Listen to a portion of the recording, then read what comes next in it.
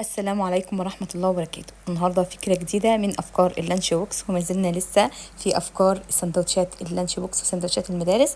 النهاردة إن شاء الله جاية لكم بأفكار حلوة، هعمل لكم كذا حاجة كده وكذا فكرة من حشوات اللانش بوكس. تمام، علشان الأمهات اللي زيي اللي بتحتار في اللانش بوكس والسندوتشات، النهاردة إن شاء الله هقول لك تعملي إيه، وكمان تحشي الحاجة الأولاد بيحبوها وبيفضلوها وكمان تكون صحية. تمام، انا اول حاجه هحشيها معاكم اللانشون. تمام، انا جبت هنا عيش فينو، طبعا انا جبت كميات بسيطه من كل حاجه لان انا هحشي كذا حشوه مش حشوه واحده بس. تمام، خلاص كده انا هجيب كده العيش الفينو. طبعا انت هتحشي على حسب الاطفال اللي هم رايحين المدرسه او على حسب الكميه اللي انت محتاجاها. تمام، انا حشيت هنا لانشون اهو، حابه تحشي بيفي براحتك، حابه تحشي اي جبن موجوده عندك براحتك. تمام، انا طبعا جبت لانشون بالزيتون كده، بدات احشي السندوتشات بتاعتي. تمام، انا هنا حشيت كده 4 ترغفه. هبدا كده اشيل طبعا اللانشون وهبدا اجيب سكينه واقطع العيش الفينو بتاعي او السندوتشات بتاعتي. تمام، انا هقطع كل رغيف لنصين. تمام، بالشكل اللي حضراتكم شايفينه ده. طبعا الاطفال بتحب اللانشون وبتحب الحاجات اللي هي مصنعه ومن بره بنشتريها، بس احنا هنعمل كل حاجه في البيت بكل سهوله. طبعا اللانشون انا عاملاها معاكم كذا مره في القناه، هتلاقوه باللحمه وهتلاقوه كمان بالفراخ. تمام، خلاص كده انا هنا جبت كده شويه عنب وغسلتهم حلو جدا ونشفتهم وحطيتهم كده في العلب الصغيره دي بتاعت اللانش بوكس اللي بتيجي في اللانش بوكس، او ممكن تشتريها فرداني كده، بتبقى العلبه سعرها رمزي خالص يعني مش غالي خالص.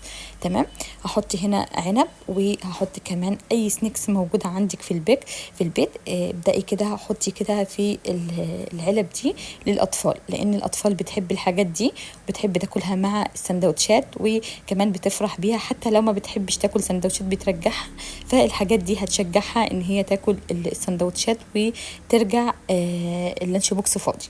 تمام، انا حطيت هنا شويه سنيكس كده، وحطيت كمان حبه عنب، وهقطع لهم كده خيار، وهقطع لهم كمان جزر. تمام، بالشكل اللي حضراتكم شايفينه ده، حاجه سهله وسريعه وكمان الاطفال بيحبوها. تمام، خلاص كده هقطع كده. طبعا انا مش هاخد الخيار كله، انا هاخد كده حبه بس على قد يعني حبه على قد العلبه اللي معايا. تمام، اهو بالشكل ده. قطعنا كده كم واحدة كده، قطعنا نص خيارية، خدنا منها كده. طبعا قطعيها صوابع، قطعيها مكعبات، قطعيها شرايح براحتك، بس انا قطعتها كده صوابع رفيعة بالشكل اللي حضراتكم شفتوه ده. وهنقطع الجزر نفس النظام. تمام، خلاص كده بالشكل ده. خلاص كده طبعا احنا زي ما قلت لكم مش هناخد كل الجزر او كل الخيار، على حسب الكميه اللي معاكي او على حسب العلب اللي انت هتحطي فيها. حابه تزودي براحتك، برضو حابه انك انت تحطي كميات صغيره براحتك. تمام، خلاص كده حطينا كده عنب وحطينا سنيكس وحطينا خضار. تمام، اهو بالشكل ده. طبعا احنا حشينا لانشون، هنحشي كمان، هنجيب عيش توست كده واقول لكم هنحشي مع بعض ايه. تمام، دي فكرة بسيطة وسهلة وسريعة وما بتاخدش وقت معاكي خالص. تمام، عندك عيش توست هتحشي عادي جدا، ما عندكيش عيش توست هتحشي اي حاجة موجودة عندك، سواء عيش فينو قرص، اي حاجة انت بتحبيها والاطفال بيحبوها. لكن انا كان عندي كده عيش توست عشان الاولاد عندي بيحبوه، فجبته كده وهبدأ كده احشي العيش التوست بالنوتيلا. وهقول لكم دلوقتي هنحشي برضو ايه مع النوتيلا. تمام، هنفتح كده النوتيلا بتاعتنا ونبدأ كده نحشي العيش بتاعنا. خلاص، وهحشي كمان اهو مربى، احط يعني قطعة من التوست كده عليها مربى، وهحط القطعة التانية عليها برضو نوتيلا. فاهمين دلوقتي الصورة هتعبر عن اللي انا بقوله وهتفهموا انا بقول ايه. تمام، هدهن كده او يعني هفرد كده المربى بتاعتي على العيش بتاعي بالشكل اللي حضراتكم شايفينه ده اهو. تمام، خلاص حطينا كده على قطعة التوست كده المربى، وهنجيب القطعة التانية ونحطها عليها بالشكل اللي حضراتكم شايفينه ده. خلاص، هنحشي كمان كده من فوق كده في القطعة اللي احنا حطيناها التانية، هنحشي عليها نوتيلا. تمام، بالشكل ده. انا مش هشيل اللي هو حشوه المربى بس، لا انا هحط كمان عليها كده من فوق نوتيلا، وهتشوفوا دلوقتي برضو شكلها عامل ازاي. وكمان الاطفال بيعشقوا النوتيلا، وبيعشقوا برضو تيست النوتيلا مع المربى، حلو جدا جدا على فكره، جربوه ان شاء الله هيعجبكم جدا. تمام. خلاص احاول كده افرد كده النوتيلا بتاعتي. طبعا النوتيلا ماسكه نفسها شويه معايا علشان التكييف بس، والجو ان هو ساقع شويه. خلاص حطينا كده النوتيلا وفردناها وحطينا التوست عليها. تمام بالشكل اللي حضراتكم شايفين. هنبدأ نقطع كده التوست بتاعنا بعد ما نفرد الطبقة الأخيرة من النوتيلا.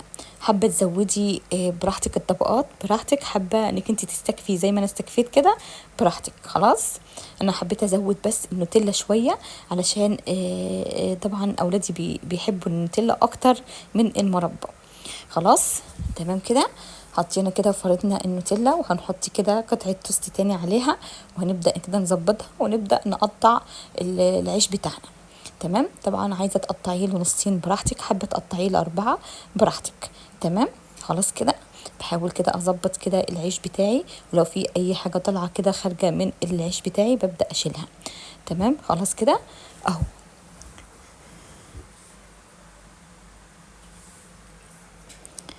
قطعت كده التوست بتاعي لنصين وبقى شكله كده. تمام. بصوا ما شاء الله جميل جدا جدا، حلو جدا. لو حابين تزودوا طبقات المربى براحتكم، بس انا استكفيت بطبقه واحده من المربى علشان الاولاد بيعشقوا النوتيلا وبيحبوا عندي النوتيلا اكتر من المربى. تمام. خلاص كده اهو بالشكل ده. ان شاء الله هحشيلكوا حشوات تانية باذن الله في فيديو تاني علشان الفيديو ما يطولش عليكم. تمام. هنبدا كده نرص العيش بتاعنا اهو بالشكل ده، ونحط سندوتشاتنا كلها ونحط الخضار بتاعنا. حابه طبعا زي ما قلت لك تحطي مقرمشات او شويه كده مكسرات برضو في العلب دي، مش هتقول لا. تمام. خلاص كده حابه تحطي فاكهه برضو مش هتقول لا. تمام. خلاص انا هحط كده هنا العيش بتاعي او السندوتشات بتاعتي، واحط السناكس بتاعي والعنب والخضار، واحط كمان علبة زبادي لو حابة انك انتي تحطيها، مش حابة خلاص استغني عنها. تمام. لكن انا هحطها علشان الاولاد برضو بيحبوها. كل ده انا بديكوا فكرة، وبراحتكم بعد كده تعملوا اللي انتوا عايزينه واللي انتوا بتحبوه بتفضلوا. تمام. خلاص كده يعني حابه انك انت تستغني عن حاجه في ده كله براحتك، حابه برضو تعملي حاجه واحده براحتك. يعني كل واحد بيعمل اللي يريحه والمتاح عنده واللي في امكانياته ان هو يعمله. تمام. بصوا شكل اللانش بوكس بتاعنا جميل ازاي، وشكل الخضار حلو جدا، وشكل كمان العنب حلو جدا. وطبعا العنب احنا غسلينه غسله حلوه ومنشفينه. ونبدا كده نحطه في اللانش بوكس مع السندوتشات. بصوا انا حبيت ان انا ازود شويه السندوتشات علشان لو حابين الاولاد يدوا زمايلهم. تمام.